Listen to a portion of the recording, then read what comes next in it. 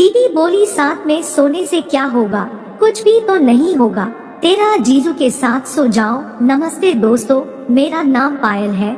आज मैं आप लोगों को मेरे जीजू के साथ होने वाले संबंध को बताने वाली हूँ कि मैं और मेरे जीजू एक साथ क्या किए। मेरा जीजू का नाम मोहन है। मेरे बड़ी दीदी को शादी किया है। मैं एक बार उनके घर में मेहमान गई थी। उसे समय की यह बात है। पहले तो मैं बता दूं आप लोगों को, मेरे परिवार में मैं और मेरे मम्मी पापा ही रहते हैं।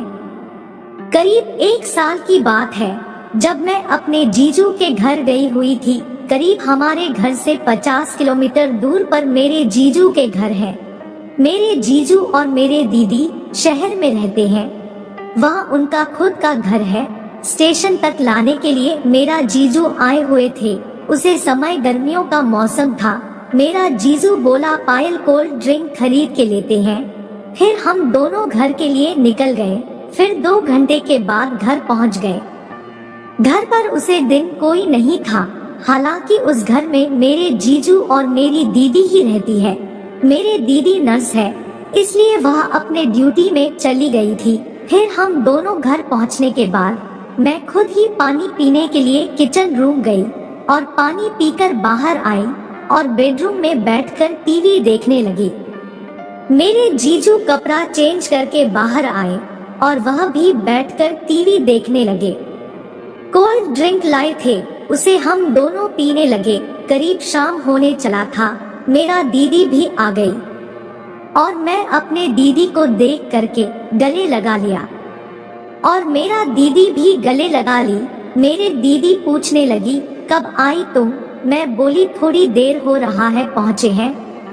फिर मेरी दीदी बोली क्या जी मेरे बहन को पानी सब दिया कि नहीं? फिर मैं बोली अरे मैं पी लिया दीदी। फिर मेरे दीदी ने मेरा जीजू को चिकन लाने के लिए भेजो। मैं वहीं पर बैठ करके मूवी देखने लगी। थोड़ी देर के बाद मेरा जीजू भी आ गया। साथ ही हम तीनों खाना खाकर सोने के लिए चले गए। एक ही बेडरूम था तो एक ही जगह तीनों को सोना था। मैं अपनी दीदी को चुपके से बोली अरे दीदी हम तीनों एक ही साथ सोएंगे, मैं बरामदा पर ही सोती हूँ। फिर मेरे दीदी बोली क्या होगा, तब हम तीनों सोएंगे तो कुछ भी तो नहीं होगा। तुम किन्नर में सोएगी, मैं और तेरे जीजू साथ में सोएंगे, कोई भी दिक्कत नहीं होगा। जैसा मेरे दीदी बोली वैसा ही हम तीनों सो गए। बीच में करीब 10 बजे मेरी दीदी वॉशरूम के लिए निकली। फिर वॉशरूम से आई। पता नहीं नींद के कारण मैं बीच में हो गई थी। मेरी दीदी आई और वह किन्नर में ही सो गई। रात को मेरे जीजू मेरे ऊपर अपना टांग को रख दिया। मुझे सब पता चल रही थी, लेकिन मैं मेरे जीजू को कुछ नहीं बोली। उसे दिन मेरे जीजू ज्यादा हरकत नहीं किया। फिर सुबह हो गया। मेरा जीजू भी काम के लिए जाते हैं तो जल्दी से रेडी हो गया।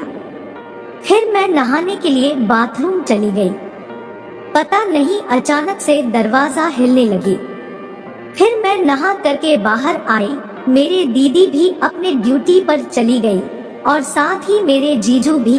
उसे दिन भी रात को हम तीनों खाना खाकर सो गए। उसे दिन मुझे वॉशरूम लगी थी तो मैं वॉशरूम के लिए चली गई।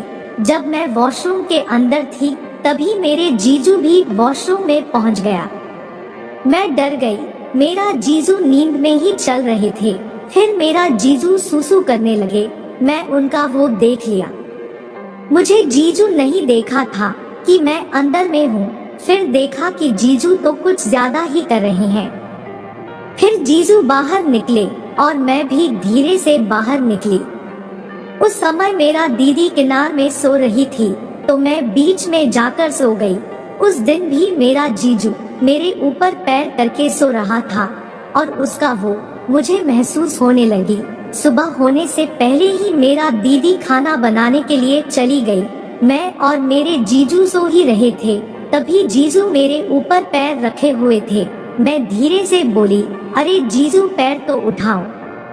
फिर मेरा जीजू बोला क्या उठाने, बार बार रहने दो। फिर मुझे भी कुछ होने लगी थी और मैं ऐसा ही बोल दी फिर दे दो। मेरा जीजू सुन लिया। क्या बोल रही हो? मैं बोली, अरे कुछ भी नहीं। फिर दोनों उठ गए। मेरे जीजू नहाने के लिए चले गए। मुझे नहीं पता था कि बाथरूम के अंदर मेरे जीजू नहा रहे हैं और मेरे जीजू दरवाजा भी बंद ठीक से नहीं किए थे। मैं अंदर चली गई और मैं देखती ही रह गई और मैं बाहर निकलने वाली ही थी कि मेरे जीजू ने मुझे पकड़ लिया। तो तुम सुबह सुबह देने के लिए बोल रही थी तो मैं दे दूं। फिर मैं मुस्कुरा दिया। मेरे जीजू भी समझ गया था। फिर हम दोनों के बीच पानी छिड़कने का मैच चला। ज्यादा देर तो नहीं, लेकिन 10 मिनट तक मैच कंटिन्यू रहा। हम दोनों ने इस खेल का आनंद भरपूर उठाया। फिर मेरे जीजू बोलने लगे, अभी तो काम करने के लिए जाने का मन नहीं कर रहा है। मैं बोली, अरे जीजू जाओ, रात को समय मिलेगा तो फिर से हम दोनों मैच स्टार्ट करेंगे। फिर मेरे जीजू काम के लिए चला गया।